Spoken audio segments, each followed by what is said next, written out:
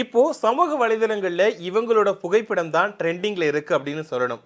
அதாவது 1 இல்ல 2 இல்ல கிட்டத்தட்ட நிறைய வருஷங்களுக்கு அப்புறமா இந்த ஜோடி மறுபடியுமே இணைஞ்சிருக்காங்க. இத பார்த்த ரசிகர்கள் வந்துட்டு ரொம்பவே உற்சாகம் அடைஞ்சிருக்காங்க. அது மட்டும் இல்லாம இவங்க இப்படி ஆயிட்டாங்களா அப்படின்ற மாதிரியுமே அவங்களோட கருத்துக்களை சொல்லிட்டு வராங்க. யார பத்தி தானே பேசுறேன்னு நினைக்கிறீங்க? அதாவது கனகா ராமராஜன். கரகாட்டக்காரன் படத்துல நடிச்ச 2 பேருமே இப்போ ரீசெண்டா வந்துட்டு மீட் பண்ணியிருக்காங்க. இவங்களோட புகைப்படம் தான் இப்போ வைரலா மாறி இருக்கு அப்படின்னு தான் சொல்லணும். கரகாட்டக்காரன் படத்தை வந்து யாராலையுமே மறக்க முடியாது. இப்போ 2K கிட்ஸ் அந்த படத்தை பார்த்தாலும் அவ்வளோ நல்லா இருக்கும். அந்த கதை வந்துட்டு ஒரு கிராமத்தை தழுவி அந்த கரகாட்ட கலையை தழுவி எடுத்திருக்கக்கூடிய படம் வந்து அவ்வளோ நல்லா இருக்கும். என்ன அப்படின்னா அந்த எவர்கிரீன் படமா இன்னைக்கு வரைக்கும் கரகாட்டக்காரன் படம் இருக்கு அப்படின்னு தான் நாம சொல்லணும். அந்த அளவுக்கு அந்த படம் வந்து அவ்வளோ நல்லா இருக்கும். கங்கை அமரன் இயக்கத்துல உருவான இந்த படத்துல வந்துட்டு ராமராஜன் கனகா 2 பேரும் நடிச்சிருந்தாங்க. இதுல சொல்ல போனோம் அப்படின்னா கவுண்டமணி, செந்தில், கோவை சரளா இவங்களோட நடிப்பு வந்து காமெடி அவ்வளோ அழகா இருக்கும். அது மட்டும் இல்லாம நம்ம காந்திமதி அம்மா பட்டையை கிளப்பியிருப்பாங்க அப்படின்னு தான் சொல்லணும் இந்த படத்துல. இந்த படத்துல இப்படி நிறைய நட்சத்திர பட்டாளங்கள் வந்து நடிச்சிருந்தாங்க.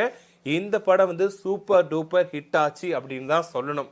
என்ன அப்படின்னா அந்த டைம்ல கமலோட படம் வெளியாகும் போது வந்துட்டு நான் கை காலெல்லாம் கெட்டி கஷ்டப்பட்டு நடிச்சேன். பட் வந்து ராமராஜன் வந்துட்டு தலையில ஒரு கரகத்தை வச்சு ஆடி இவ்வளோ ட்ரெண்ட் ஆயிட்டாரு, இவ்வளோ வெற்றி அடைஞ்சிட்டாரு அப்படின்ற மாதிரி வந்து கமலே சொல்லியிருக்காரு. அந்த அளவுக்கு இந்த படம் வந்துட்டு அந்த டைம்லயே வந்துட்டு பக்கா போடு போட்டுச்சு அப்படின்னு தான் சொல்லணும். அதுக்கு முக்கியமான காரணம் யார் அப்படின்னா ராமராஜன் ஒரு பக்கம் சொன்னாலும் கனகாவை வந்து நம்ம சொல்லாம இருக்கவே முடியாது. அவங்களோட துரு துரு நடிப்பு, அவங்களோட எக்ஸ்பிரஷன், அவங்களோட டான்ஸ் எல்லாமே அவ்வளோ அழகா இருக்கும். கியூட்டா ரியாக்ஷன்ஸ் இருக்கும். எல்லாமே கரகாட்டக்காரன் படம் வந்துட்டு கனகாவுக்கு முதல் படம் மாதிரியே இருக்காது. அவ்வளோ நல்லா நடிச்சிருப்பாங்க. இதுவும் நிறைய படங்கள் நடிச்சுட்டு வந்த மாதிரி அவ்வளோ பக்காவா நடிச்சு கொடுத்துருப்பாங்க. அது மட்டும் இல்லாம கிராமத்து மண் வாசனையில ஒரு கிராமத்து பொண்ணாவே வாழ்ந்து இருப்பாங்க. அவ்வளோ நல்லா இருக்கும். அது மட்டும் இல்லாம ஏற்கனவே சொன்ன மாதிரி அவங்களோட டான்ஸ் சொல்லிக்கவே வேண்டாம், நல்லா இருக்கும். எக்ஸ்பிரஷன் அடிச்சுக்கவே முடியாது, அந்த மாதிரி தான் இருக்கும். முதல்ல கனகா யார் அப்படின்னு பார்த்தோம்னா பழம்பெரும் நடிகை தேவிகா அவங்களோட பொண்ணு தான். கனகாவுக்கு வந்து படத்துல வந்து நடிக்கிறதுக்கெல்லாம் அவ்வளோ இன்ட்ரெஸ்ட் கிடையாது. பட் அவங்களோட அம்மா வந்து நடிகை இருந்தாலுமே கனகாவுக்கு வந்து நடிக்கிறதுக்கு இன்ட்ரெஸ்ட் கிடையாது. ஒரு நாள் வந்துட்டு கனகாவும் அவங்க அம்மா தேவிகாவும் கோயிலுக்கு போயிட்டு வந்து வீட்டுக்கு வந்திருக்காங்க. அப்போ கனகா வந்து என்ன பண்ணியிருக்காங்கன்னா பாவட தாவணியில கோவிலுக்கு போயிருக்காங்க. இதை கங்கை அமரனோட ஒய்ஃப் பார்த்துட்டு அவங்க கிட்ட போய் சொல்லியிருக்காங்க, பாருங்க தேவிகாவும் அவங்களோட பொண்ணும் கோயிலுக்கு போயிட்டு வராங்க அப்படின்னு சொல்லியிருக்காங்க. அப்போ கங்கை அமரன் வந்து எதார்ச்சியா வந்துட்டு கனகாவை பார்த்துருக்காங்க. பார்த்த உடனே இவங்க தான் கரகாட்டக்காரன் படத்துல நடிக்கணும், கனகா தான் அப்படின்னு சொல்லிட்டு அவங்க அப்பவே சூஸ் பண்ணிட்டாங்க. அதுக்கப்புறமா தேவிகா கிட்ட போயிட்டு கங்கை அமரன் சார் வந்து பேசியிருக்காரு, உங்க பொண்ணை வந்துட்டு இந்த படத்துல நடிக்கிறதுக்கு விடுங்க அப்படின்ற மாதிரி பேசியிருக்காங்க. அதுக்கப்புறம் கனகாவும் சம்மதம் தெரிவிச்சு இந்த படத்துல நடிக்கிறதுக்கு வந்துட்டு கமிட் ஆகியிருக்காங்க. முதல்ல கனகா வந்து என்ன நினைச்சிருக்காங்கன்னா இந்த ஒரு படம் போதும்ப்பா, இதுக்கப்புறம் நம்ம நடிக்கவே கூடாது அப்படின்ற ஒரு முடிவோடு தான் இந்த படத்திற்கு நடிக்க போயிருக்காங்க. ஆனா இந்த படம் வந்துட்டு எதிர்பார்த்த லெவலை விட எதிர்பார்த்த அளவை மீறி வந்து வெற்றி அடைஞ்சதுக்கு அப்புறமா நிறைய படங்களை வந்து கனகா வந்து நடிக்க ஆரம்பிச்சாங்க. ஒரு குறிப்பிட்ட டைம்லேயே வந்துட்டு அவங்க வந்து பீக்குக்கு போயிட்டாங்க அப்படின்னு தான் சொல்லணும். அதாவது குறிப்பிட்ட காலகட்டத்திலேயே அவங்களோட புகழ் வந்து உச்சத்துக்கு போச்சு. நிறைய படங்கள் அடுத்தடுத்து நடிச்சாங்க. தமிழ் மட்டும் இல்லாமல் மலையாளம், தெலுங்கு அப்படின்னு சொல்லிட்டு அவங்க மற்ற மொழி படங்கள்லையுமே நடிக்க ஆரம்பிச்சாங்க. பட் இப்படி இருக்கும்போது வந்துட்டு இந்த படத்தை பற்றி பேசணும் அப்படின்னா கங்கை அமரன் தான் இந்த படத்தை இயக்கியிருந்தாரு.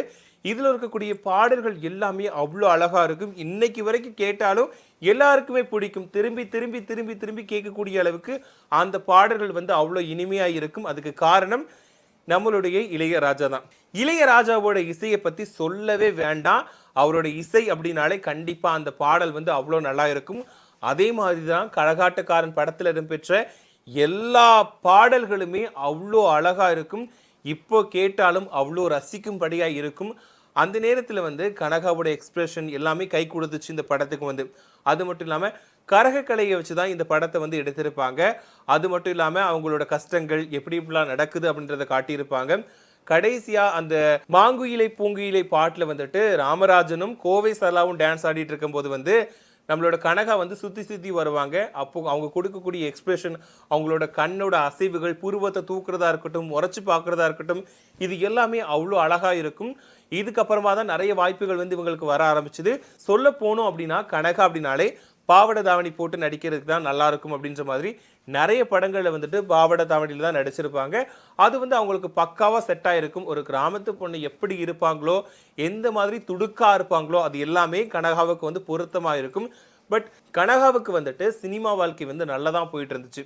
ரஜினிகாந்த், பிரபு, அதுக்கப்புறம் வந்துட்டு நிறைய பேர் கூட இப்படி முன்னணி நட்சத்திரங்கள் கூட நடிச்சு ஒரு டாப் லெவலுக்கு போனாங்க. இருந்தாலும் கொஞ்ச நாளைக்கு அப்புறம் அவங்க அம்மா தேவிகாவோட மரணம் வந்துட்டு கனகாவை வந்து நிலைகுலிய வச்சுச்சு அப்படின்னு தான் சொல்லணும். தேவிகா இறந்ததுக்கு அப்புறமா கனகாவால அதை விட்டு மீண்டு வரவே முடியல. பட வாய்ப்புகளை விட்டு ஒதுங்கி இருந்துட்டாங்க. அதுக்கப்புறமா அவங்க எங்க இருக்காங்க, என்ன பண்றாங்க அப்படின்னு யாருக்குமே தெரியாது. அவங்க தனிமைப்படுத்தப்பட்டுட்டாங்க. அதாவது அவங்களே அவங்களுக்கான தனிமையை வந்து உருவாக்கிக்கிட்டாங்க. யாருக்கிட்டையுமே தொடர்புல இல்ல. அவங்க என்ன பண்றாங்க அப்படின்னு சொல்லிட்டு தெரியாம இருந்துச்சு. அதுக்கப்புறம் கொஞ்சம் நாளைக்கு அப்புறம் வந்து கனகா இறந்து விட்டாங்க அப்படின்னு சொல்லிட்டுலாம் வதந்தி வந்துச்சு. அப்போ அப்போ வந்து எல்லாருமே ரொம்ப கவலைப்பட்டாங்க. ஐயோ கனகா இறந்துட்டாங்களா அப்படின்ற மாதிரி அவங்களோட வருத்தத்தெல்லாம் தெரிவிக்க மாதிரிலாம் வந்தாங்க. ஆனா அதுக்கப்புறம் கனகா வந்து ஒரு இன்டர்வியூல சொல்லியிருந்தாங்க, இதெல்லாம் வதந்தி, யாருமே நம்பாதீங்க, நான் நல்லா தான் இருக்கிறேன் அப்படின்னு சொல்லிட்டு அவங்க விளக்கம் கொடுத்திருந்தாங்க. அப்பவே வந்துட்டு அவங்க வந்து அடையாளம் தெரியாத மாதிரி மாறி இருந்தாங்க. கொஞ்ச நாளைக்கு அப்புறம் திருப்பியுமே அவங்க வந்து எங்க இருக்காங்க, என்ன பண்றாங்க அப்படின்னு சொல்லிட்டு தெரியாம இருந்துச்சு. ஏன்னா கரகாட்டக்காரன் படம் வந்து அடிக்கடி டிவியில போடுவாங்க. அதை பார்த்து எல்லாருமே இப்போ கனகா என்ன பண்றாங்க அப்படின்னு சொல்லிட்டு கேட்க தான் செய்வாங்க. அப்படி இருக்கிறப்போ வந்துட்டு குட்டி பத்மினி வந்து கொஞ்ச நாளைக்கு முன்னாடி கனகாவை வந்துட்டு அவங்க வீட்டில் போய் மீட் பண்ணி அவங்க போட்டோ வெளியிட்டிருந்தாங்க. இதை பார்த்து எல்லாருமே வந்து ரொம்ப ஷாக் ஆயிட்டாங்க.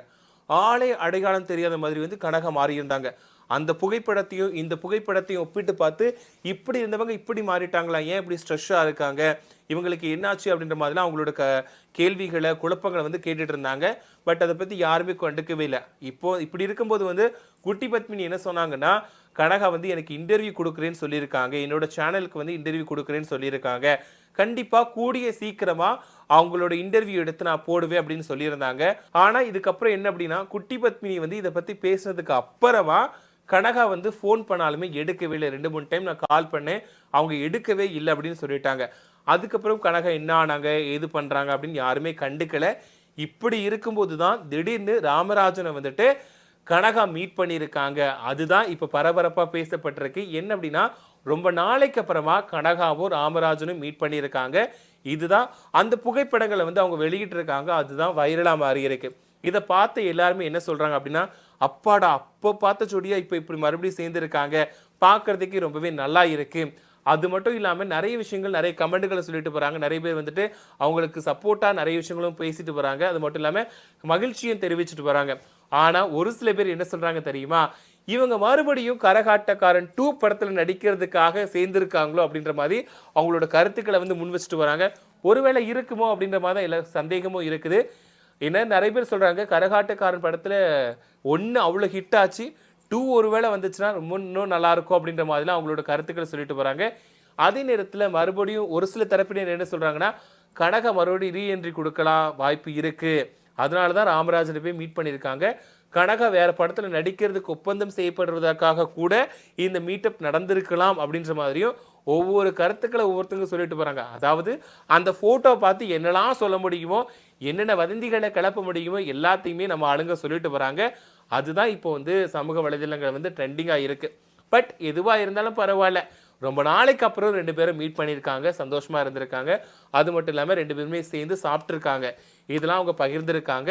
இப்போ இவங்க 2 பேரும் எடுத்துக்கிட்ட போட்டோ தான் ட்ரெண்டிங்ல இருக்கு. நீங்க கரகாட்டக்காரன் படத்தை பார்த்திருக்கீங்களா? அந்த படத்துல எந்த பாடல் ரொம்ப பிடிக்கும் அப்படிங்கிறதையும், இவங்க 2 பேரையும் பிடிக்குமா அப்படிங்கிறதையும் மறக்காம கமெண்ட்ல சொல்லுங்க.